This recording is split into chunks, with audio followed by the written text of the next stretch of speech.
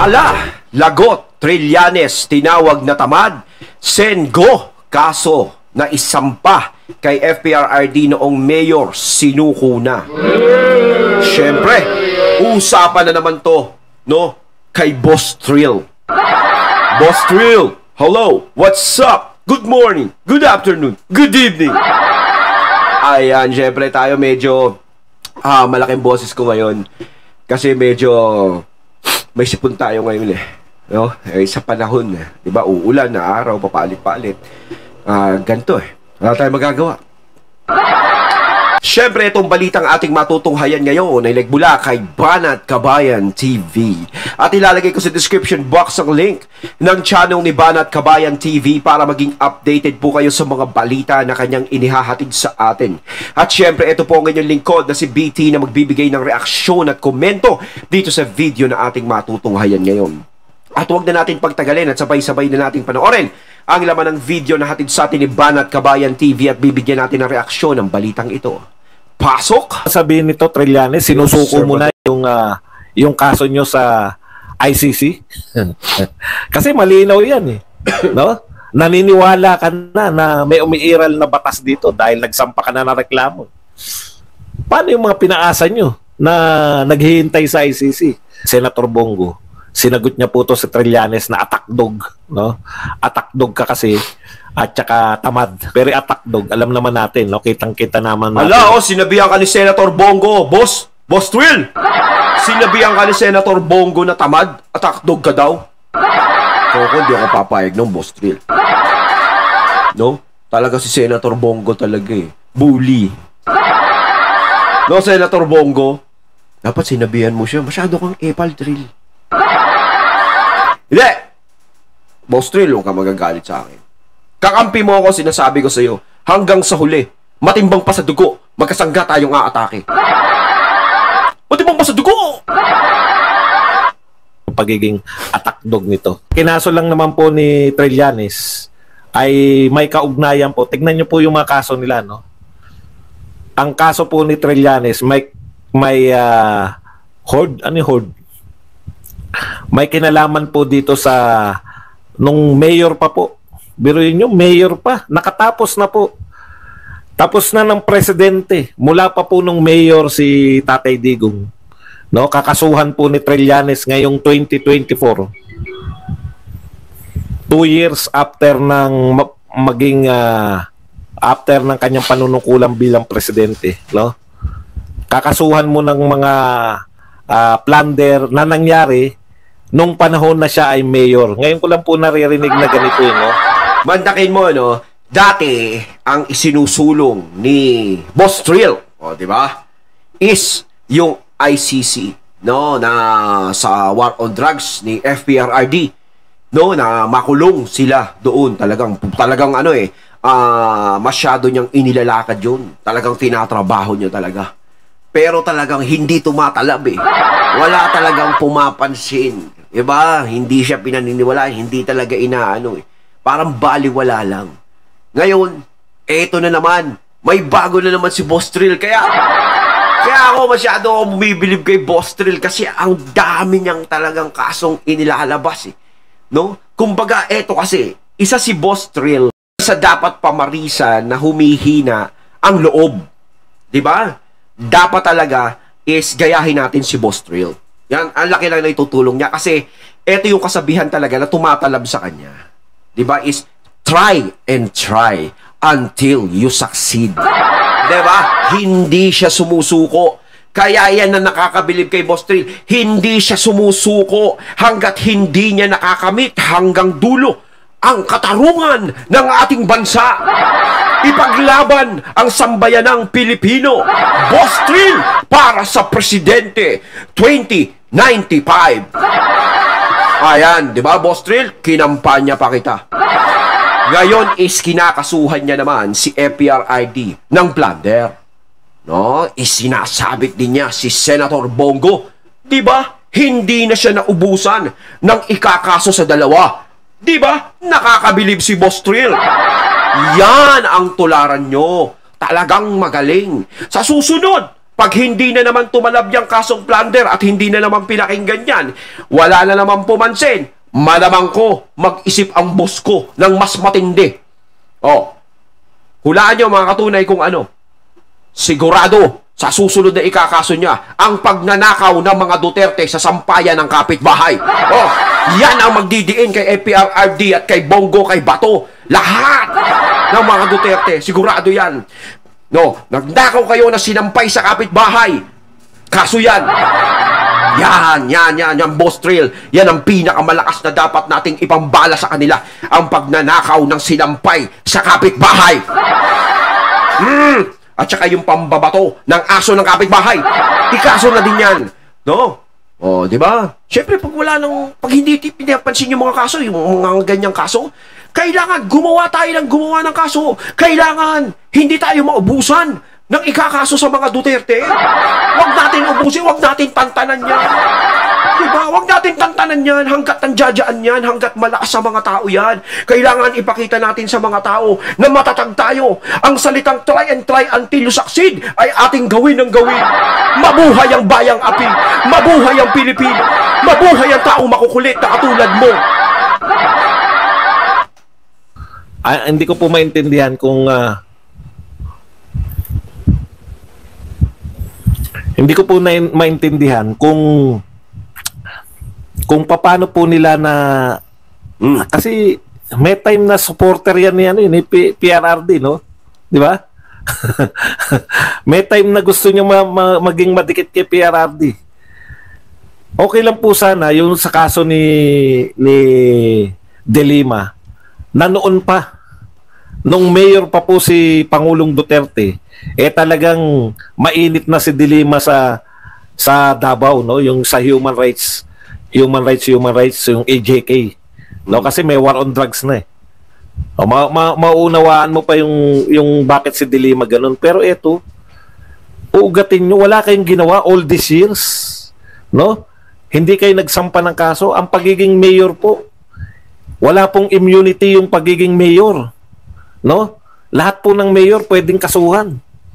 Hindi pa lang kasi siya tumatakbo ng mataas na posisyon nun.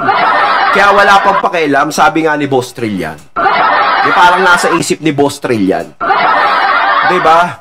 Matakin mo, di ba? Mayor pa lang sa FPRRD talagang hinuhukay na ng boss ko yan. Ganyan kagaling ang boss ko. O, di ba, Boss Trill? O, pati yung yung kabataan ni FPRRD, kailangan suriin din natin yan, boss. Tip ko lang, boss, nung grade 6 si FPRRD, kung ano yung mga ginagawa niya sa mga klase niya, baka mamaya inaaway niya yun. Baka mamaya may ginombag si FPRRD. O, dagdag kaso kay FPRRD yun. Panjojombag ng kaso ni Rodrigo Duterte sa kanyang kaklase. O, isama natin yan, baka mamaya meron, kasi matapang yun si FPRRD. No, baka mamaya mga napapaaway ng mga grade 5 yan, grade 3, grade 4, di ba? Kahit nung kinder yan, si FPRRD, hukayin din natin yung Boss Trill. Oo, baka mamaya may makita tayo. Ano ba ang pwedeng ikaso dyan? Nung kindergarten pa lang, yung nag-aaral pala ng kindergarten si Duterte, si FPRRD. Baka meron tayong mahugot dyan. Di ba? Kailangan. O baka kahit nasa tiyan pa lang ng mother niya si FPRRD, baka meron ng ginagawang pagkakasala si FPRRD. Isama na rin natin. Di ba, Boss Trill? Huwag natin titigilan. Ganyan tayo eh. Malakas tayo eh. Malakas tayo. Malakas! Yun lang yung ano ko ron eh. Tapos, continuation, ang kinasa po sa kanila, yung naawardan. Naawardan itong ng mga sangkatutak na proyekto. Yun yung pagkakaano, no? Yung napakarami raw proyekto na na-award sa pamilya ni Senator Bongo. Nang si Mayor Digong ay mayor pa lang po ng Davao. Grabe. Okay lang sana kung yung president na no? Di ba? Mas maunawaan mo kasi yung katwiran ni Trillanes, bakit ngayon lang siya nagsampa ng kaso? Kasi nga, makapangyarihan pa si Tatay Digong noon. Nung hanggang 2022, pero... Siyempre, yung boss ko, baka mamaya tulog pa siya nung mga panahon na yun. Hindi pa siya kumikilos noon. Pinag-aaralan niya pa lang yung galaw ni FPRRD nung mga panahon na yun. Diba, boss? Boss Trill? 2022 to 2024, parang pwede niyong sabihin niya noon. Pero ngayon, hindi na siguro. 2 taon na after, bago ka magsasampa. Ang timing, ha? So, yun po yung pinaka-description ng kaso. Wala namang nilabas ng yung ano yung nireklamo niya, no? Basta yun po, yung nakakopo ng mga kontrata, yung pamilya ni Senator Bongo, dito po, no? Kaya siguro masama rin ang loob. In hindsight, Mantakin mo kahit yung pagre-regalo ni FPRRD, no? Talagang masama yun. Diba? Samantalang doon sa PhilHealth, ang daming niregaluhan ni ano, yun, no? May mga regalo, bawat ano, yun, milyon, yun, no? Ba't yun, hindi mo kinakalabit? Hindi, boss, baka nakakalimutan mo, meron ding mga ganun doon, di ba? May nabalitaan sa PhilHealth na mga ganun. Yung sa pondo, di ba, yung may mga nare-regaluhan pag Pasko. Bakit hindi mo kinakalabit yun, boss? Dapat pati yun, sagasaan natin. Ikaw, boss, paborito mo lang talaga sa FPRRD, ha? Siguro naglilihi ka, boss. Buntis ka siguro. Baka siguro pinaglilihan mo si FPRRD. Iniisip ko lang, kung totoo yun na marami talagang mga kontratang nakuha sa Davao, itong pamilya ni Senator Bongo. Hindi kaya masama ang loob ni Baste, no? Dahil hindi dehin bokiki. Okay. Pero ganun pa man, sinagot po yan ni Senator Bongo, no? Ito pong kinaso sa kanila ni Trillanes ay akusasyon niya na yan noong 2018 pa, no? So kada mag-election, nire-renew ni Trillanes itong mga akusasyon na to, no? Mantakin mo parang papeles lang, no? Lagi yan. So, handa naman silang harapin dahil hindi naman, tinitiyak ko, hindi naman nagnakaw tong, kasi pag plunder, ninakaw mo, eh.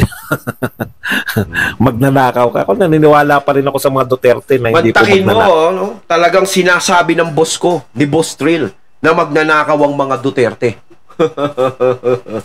Boss, ayan.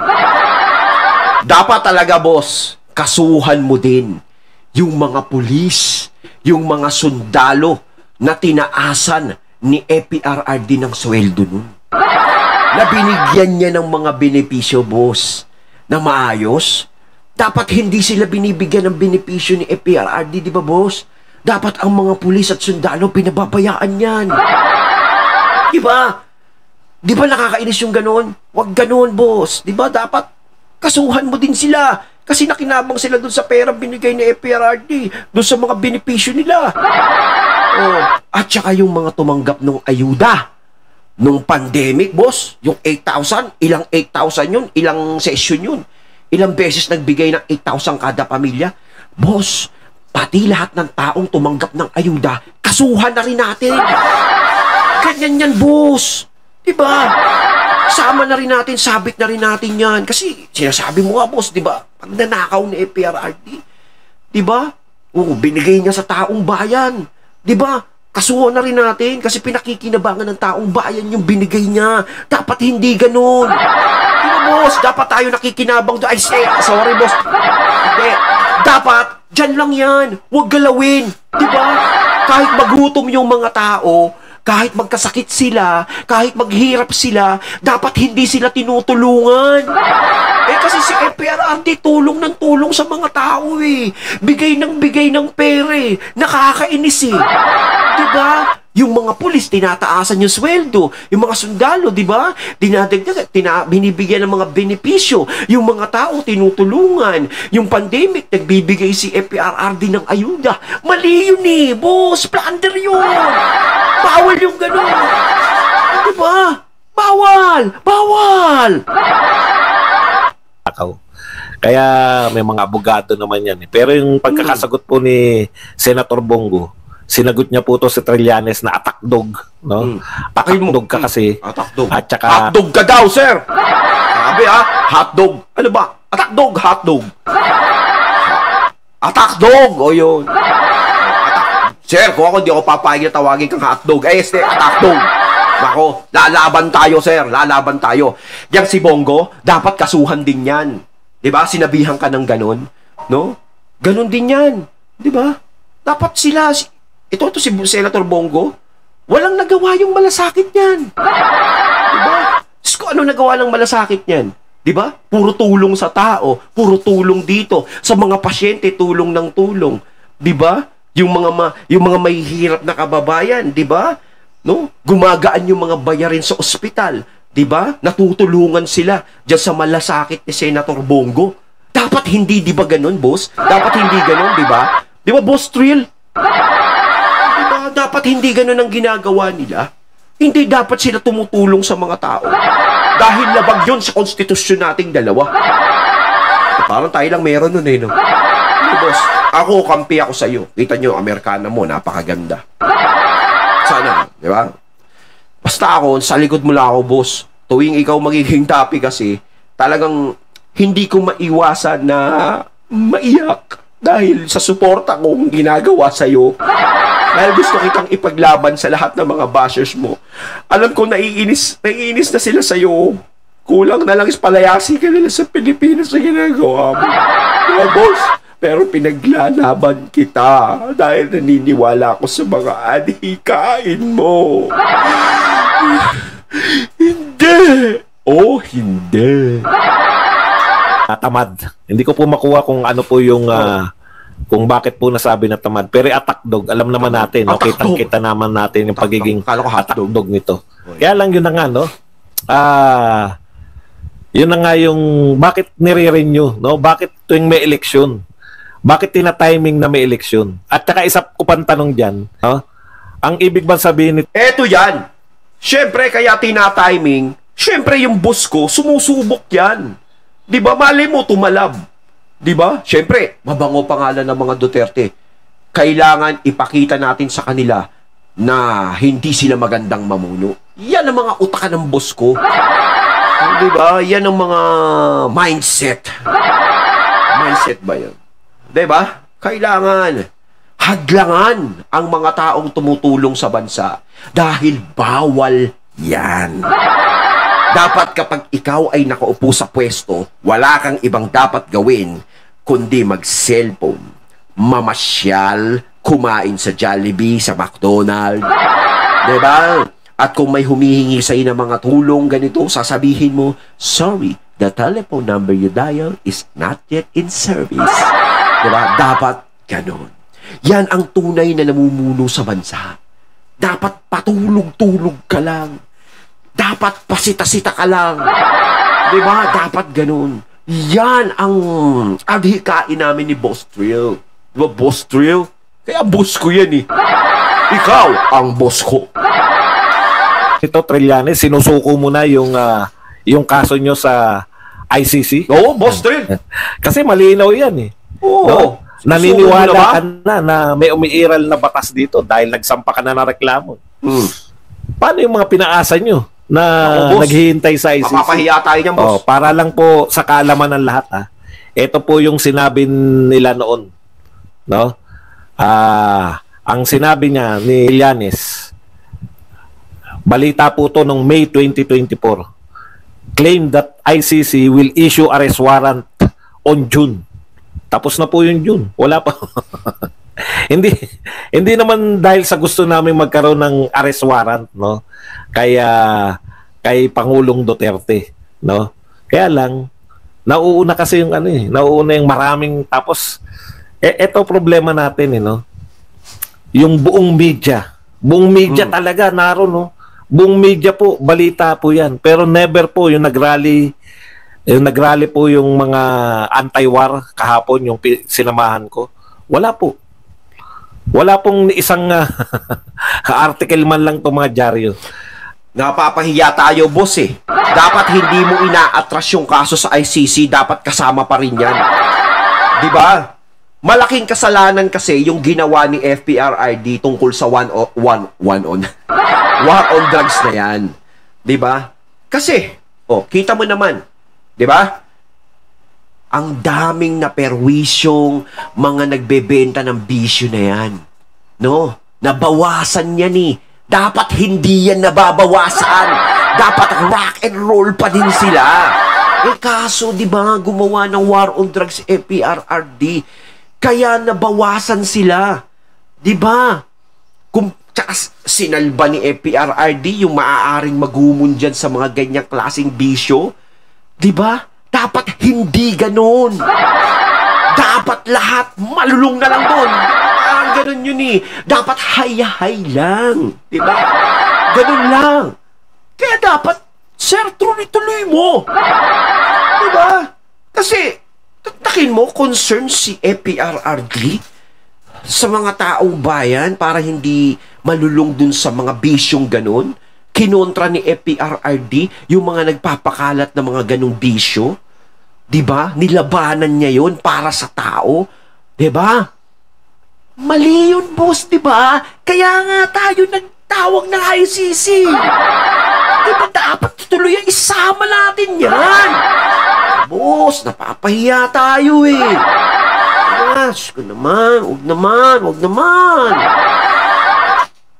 Eto, kitang-kita po yung ano, no? Kitang-kita yung bias. Eto, simpleng pagsasampa ng kaso, kala mo lahat binabalita. Kaya ang hirap po ng kalaban na mahirap po yung ano, yung kalagayan ng mga vlogger ni Pangulong Duterte ngayon. Kasi bukod po sa mga vlogger ni Tambi at ni PBBM, yung buong media po, no? Buong media po yung kalaban namin. Yung ibig sabihin traditional media. Very selective po sila. Nakita nyo lahat ng balita, headline po yan, nagsampa ng kaso. Headline po yan. Kaya ang pantapat lang talaga ng ano ng media. Umaangal pa sila. Pag nagsalita yung si Sara Duterte at saka si Tatay Digong, si BP Sara, wala silang magagawa kundi ibalita kahit ayaw man nila. Pero yung mga maisog, etong mga rally ng MAD, blackout, grabe no. Ang dami pong relatively, ang daming nagrarally no. Kung saan-saan. Pero hindi na po nila binabalita yan. Si Trillanes, lahat po ng sabihin ni Trillanes, lahat ng gawin ni Trillanes, nasa media. Siyempre, boss ko yan eh. Malakas siya si boss. Kaya nga dumidikit ako dyan eh. Kasama boss, Trill. Pag sinabi ni Trillanes, nasa June, meron ng warrant of arrest si Pangulong Duterte, balita lahat. Kaya yung mga follower ni BBM tsaka ng mga... Yan ang gusto ng boss ko. Spotlight, di ba, boss? Ganyan tayo eh. Di ba, katulad spotlight? Kailangan may ilaw para medyo kuminis tayo, boss. Di ba? Spotlight, di ba? May tawag doon eh. Ano ba mga katunay? Ano ba tawag doon? Kaya abang na. Yan na, ICC. Matakot na kayo. Ayan, Ngayon, ICC, ito na. Gusto yatang wala na lang, no? Kalimutan na natin yung mga sinabi nila tungkol sa ICC. Wala lang sa kanila eh. Sa kanila, continuous na propaganda against Duterte. Ayun, at ating natunghayan ng video na nagmula kay Banat Kabayan TV. At syempre, yung boses na yun na natunghayan natin na nagmula kay Sir Badong Arateles. Ayan, mga katunay, kayo anong masasabi nyo tungkol dito sa video ito na ating natunghayan ngayon? Binigyan ng reaksyon. Comment na po kayo sa comment box. So once again, I'm BT and I'm out. Peace.